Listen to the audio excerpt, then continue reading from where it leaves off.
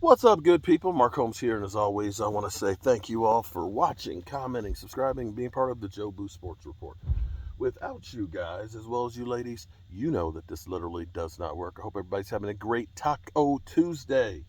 And man, tonight, I'm not sure what time, I've got a live stream with my badass kids that need to be left out of the will. Yeah, I need to go ahead and leave all those mother humpers out the will.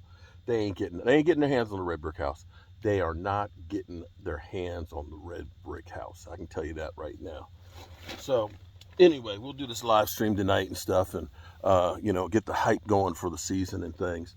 And it's funny. I only hear from my kids when they want something. You know what I mean? When they want something, that's when you hear from them. They don't call on your birthday or Father's Day or anything like that. Well, no, I have to say, hold on. Actually, Philly 500, he ended up sending me Happy Father's Day wishes. He said, Dad, Happy Father's Day. So actually, let me at least give some credit where credit's due. But them other two badass kids, be that as it may, sitting here thinking about this. This is crazy to me how the NFL is now, having been, one of those Nathanderals, one of those old school guys that had to play football back in the day where we had, even in high school, we went to Randolph-Macon Military Academy for a week. We were up and on the practice field at 8 o'clock in the morning.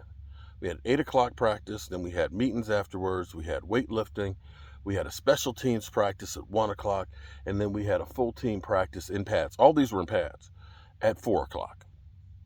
And that was a week. A week of that. I don't think they put that much work in the whole summer. This whole, you can't practice for more than 3 days in a row crap. And so here it is. Dalvin Cook is signed with the Jets, but he's not joining camp just yet. NFL is beginning to get like weekend football. I used to play flag football. It was on the weekends, We'd end up on, Sunday, meet at the field and play. We might have a practice from time to time, but it was weekend football, and that's what the NFL is getting to be now. Now, as far as the running back situation, see, I actually think there's a method to the madness here. Here's the thing. When you pay a guy a lot of money, you expect to get a return on your investment. If I spend a whole bunch of money on a tool, I don't expect it to be just sitting on the sideline, although I do have some tools that do sit a lot. But when I need it, it's ready to go, and it does something that I can't do without it. But I think the thing is with running backs is teams have realized, here's the problem. Because you can look at Adrian Peterson, you can look at Adam Jones, you can look at Derrick Henry, you can look at Zeke Elliott, you can look at Saquon Barkley, you can look at Todd Gurley. What happens is, because you're paying them a lot of money, you feel the need to go ahead and run them.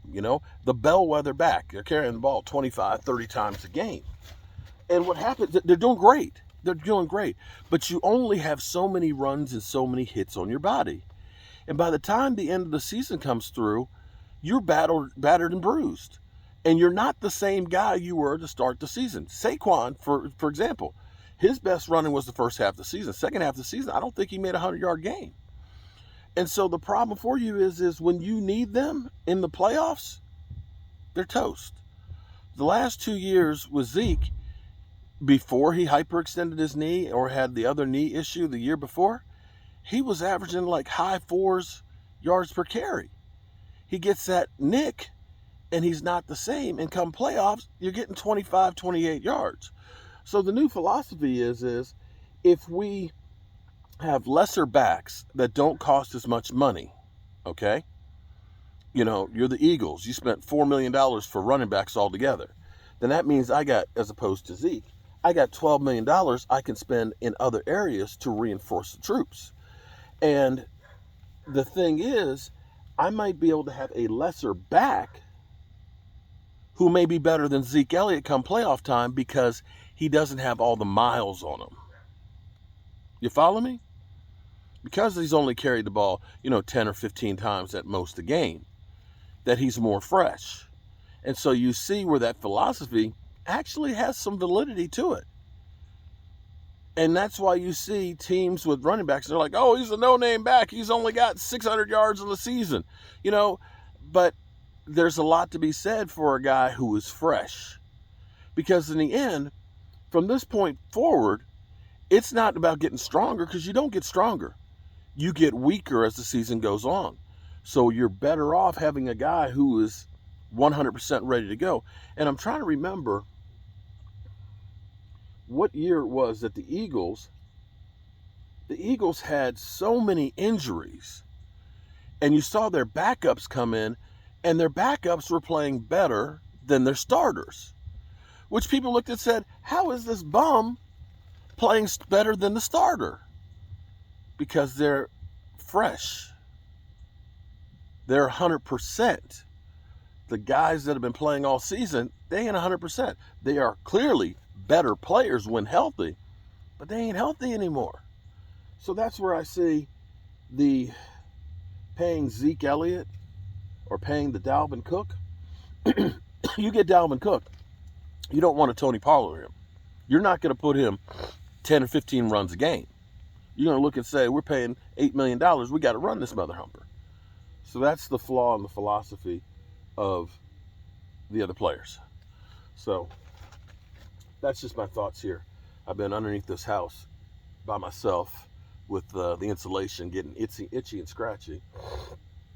And I get thinking, but this is all done. It's insulated. And I can guarantee you it's nice and cool up inside the house there. Whew. This is ready for inspection for tomorrow. Now I just got to get over here on that side and do a bit over there and do some work on the pipes. And we gonna be good to go. Occupancy, let's hope we get that tomorrow. If not, worst case is something doesn't pass. I can fix it and have it ready for the next day. I'm not going to get all worked up like I usually do. It's going to be what it's going to be. But if you just remember, keep putting in the work, keep pounding away at it, no matter how far or how impossible the task seems, you'll get there. Look at this house. People will say, it's taking you forever. Well, this house wasn't built in a day. It's built over 203 years, and it's still evolving and changing. So if it takes me a year to get this whole thing together and done and back to it or beyond its original glory, that's only a drop in the bucket in the time of its lineage. All right, good people. I'll see you with my badass kids tonight. Peace.